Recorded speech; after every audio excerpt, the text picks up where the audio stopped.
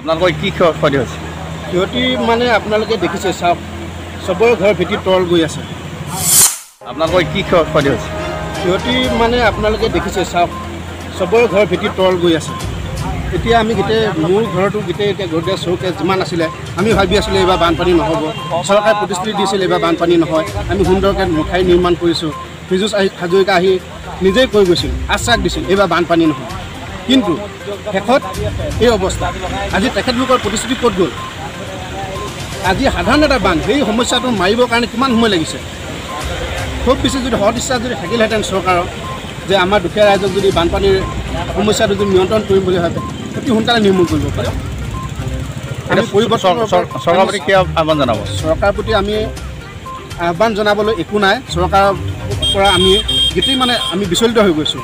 চৰকাৰে যিমান প্ৰতিশ্ৰুতি দিয়ে, চব প্ৰতিশ্ৰুতি যেনেকৈ জীয়াহালত ফুটুকা ফেন আহিছে, তেনেকৈ ফুটুকা ফেনৰ দৰে ইহঁতে প্ৰতিশ্ৰুতি দিয়ে, কিন্তু কামত একো নহয়। কিমানখন গাঁও পানী তল গৈছে?